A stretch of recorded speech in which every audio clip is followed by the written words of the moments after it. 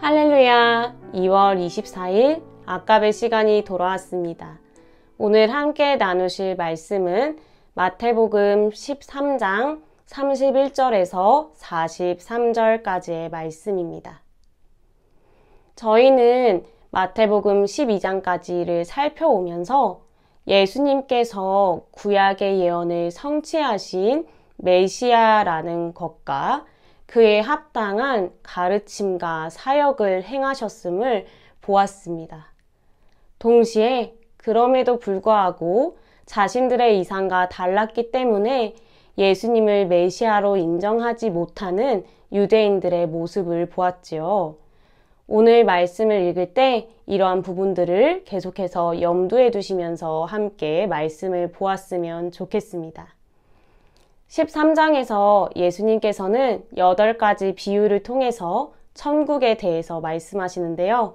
오늘 저희가 함께 나눌 말씀은 저희가 잘 알고 있는 겨자씨와 누룩 비유, 그리고 가라지 비유에 대한 설명입니다.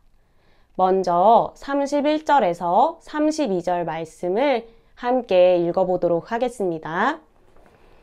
또 비유를 들어 이르시되 천국은 마치 사람이 자기 밭에 갖다 심은 겨자씨 한 알 같으니 이는 모든 씨보다 작은 것이로되 자란 후에는 풀보다 커서 나무가 되매 공중의 새들이 와서 그 가지에 깃들이느니라.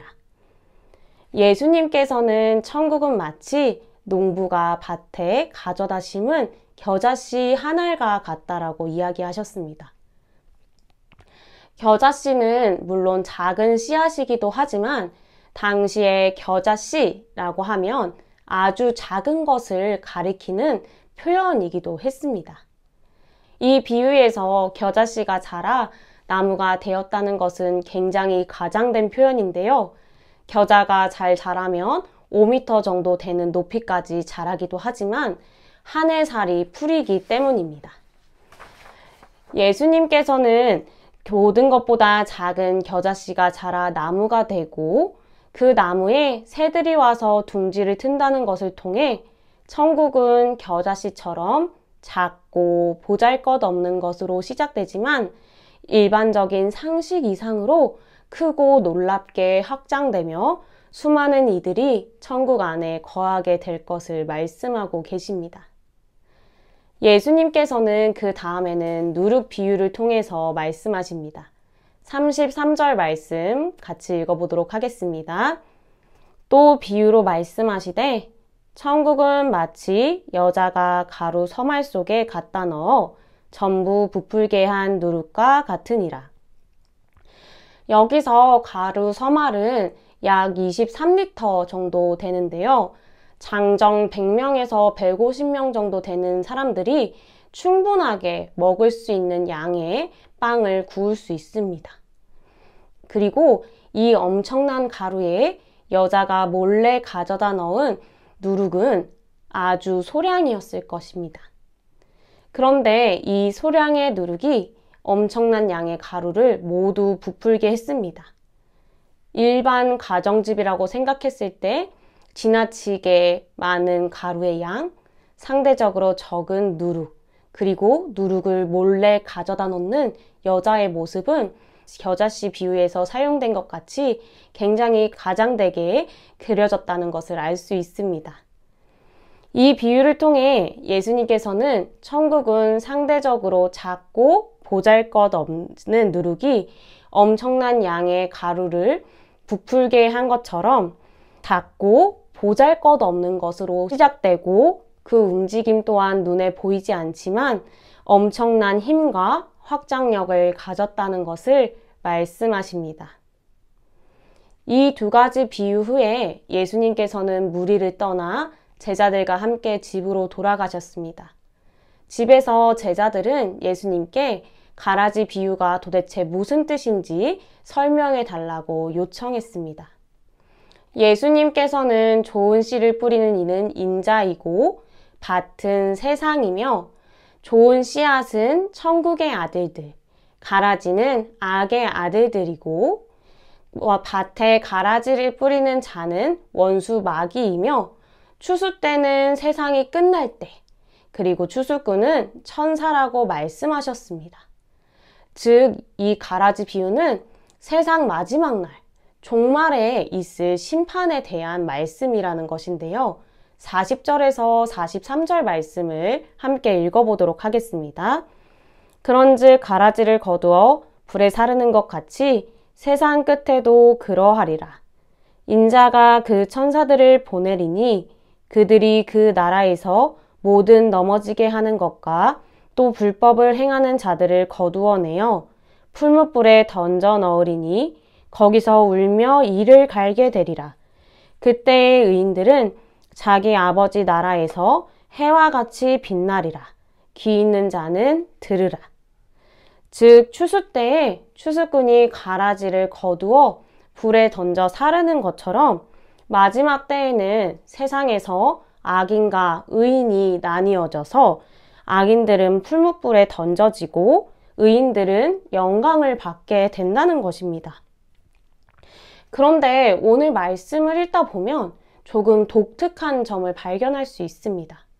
앞서 살펴보았던 4가지 종류의 밭에 대한 비유는 비유 다음에 바로 설명이 따라왔는데요. 이 가라지 비유와 가라지 비유의 설명 사이에는 누룩과 겨자씨 비유, 그리고 막간이라고 불리는 34절과 35절 말씀이 껴있기 때문입니다.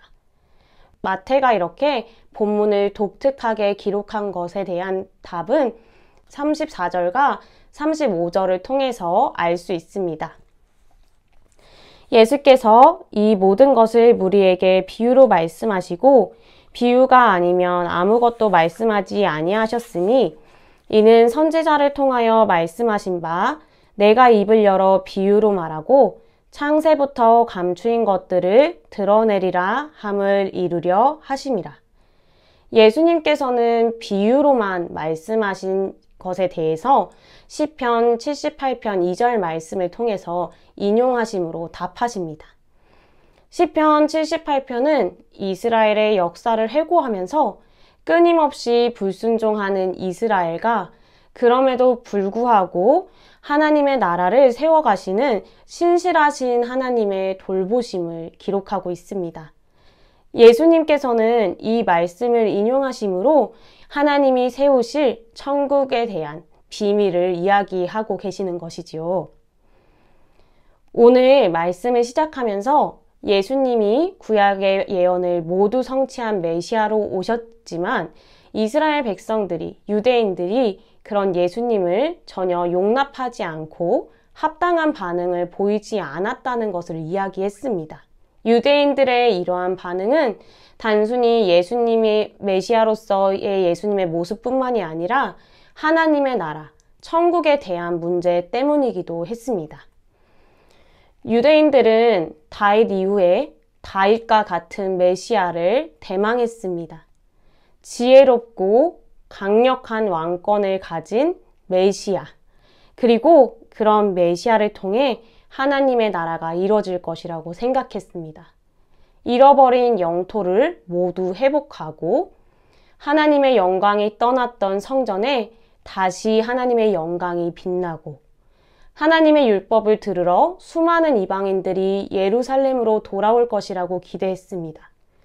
동시에 하나님의 나라가 도래할 때 악인이 심판받고 의인의 신원이 이루어지는 하나님의 나라가 함께 도래할 것이라고 생각했던 것입니다.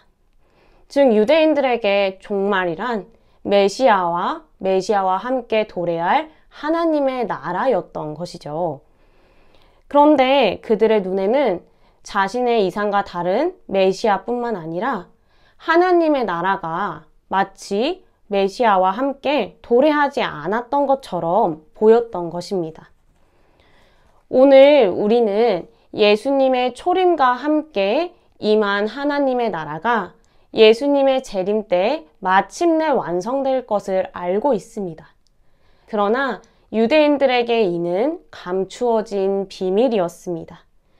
그렇기 때문에 예수님께서는 겨자씨와 누룩 비유, 그리고 가라지 비유에 대한 설명을 통해 하나님의 나라는 너희가 알고 있는 것, 너희가 예상하는 것과 같지 않다. 오히려 작고 보잘것없고 비밀스럽게 시작되지만 하나님의 주권적인 일하심 가운데 마침내 완성될 것이다. 그리고 그 날에 악인에 대한 심판과 형벌이 이루어지고 의인에 대한 신원이 이루어질 것이다. 그러니 인내하라 라고 말씀하고 계신 것입니다. 오늘 저희들은 어떻습니까? 저는 주일학교 때 배웠던 것처럼 가끔은 천국이 마치 제가 죽고 난 다음에 가는 것처럼 멀게 느껴질 때도 있고, 처음부터 금은보화로 화려하게 치장된 모습들이 천국 가면 가장 먼저 떠오르곤 합니다.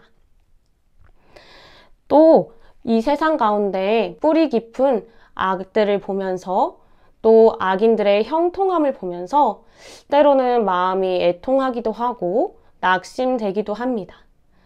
그런데 그런 우리들에게 베드로는 이렇게 이야기합니다. 베드로후서 3장 8절과 14절 말씀을 읽어드릴게요. 사랑하는 자들아, 주께서는 하루가 1000년 같고 1000년이 하루 같다는 이 한 가지를 잊지 말라. 주의 약속은 어떤 이들이 더디다고 생각하는 것 같이 더딘 것이 아니라 오직 주께서는 너희를 대하여 오래 참으사 아무도 멸망하지 아니하고 다 회개하기에 이르기를 원하시느니라. 그러나 주의 날이 도둑같이 오리니 그날에는 하늘이 큰 소리로 떠나가고 물질이 뜨거운 불에 풀어지고 땅과 그 중에 있는 모든 일이 드러나리로다. 이 모든 것이 이렇게 풀어지리니 너희가 어떠한 사람이 되어야 마땅하냐. 거룩한 행실과 경건함으로 하나님의 날이 임하기를 바라보고 간절히 사모하라. 그날에 하늘이 불에 타서 풀어지고 물질이 뜨거운 불에 녹아지려니와 우리는 그의 약속대로 의가 있는 곳인 새 하늘과 새 땅을 바라보도다. 그러므로 사랑하는 자들아, 너희가 이것을 바라보나니 주 앞에서 점도 없고 흠도 없이 평강 가운데서 나타나기를 힘쓰라. 아멘. 오늘 하루도 마침내 완성될 하나님 나라를 바라보면서 거룩하고 경건하게 순결하고 평화로운 모습으로 주님을 뵐 수 있도록 최선을 다해 오늘 하루를 인내함으로 살아내시길 바랍니다. 주님 다시 오실 그날에 우리 얼굴이 천국에서 해와 같이 빛날 것입니다. 우리 함께 기도하겠습니다. 하나님 아버지, 오늘 우리에게 감춰진 비밀을 밝히 드러내어 주시니 감사합니다. 작고 보잘것없이 시작된 하나님 나라가 하나님의 주권 가운데 온전히 이루어질 그날을 소망하며 주님 앞에 순결하고 아름다운 예배자로 살아가는 하루가 되게 하옵소서. 주님의 나라 안에서 해와 같이 빛나는 그 영광스러움을 기억하면서 오늘도 인내할 수 있는 힘과 능력을 더하여 주시옵소서. 감사드립니다. 예수님의 이름으로 기도드립니다. 아멘. 오늘 하루도 말씀으로 승리하시는 하루가 되길 소망합니다. 내일 아까베 시간에 만나도록 하겠습니다.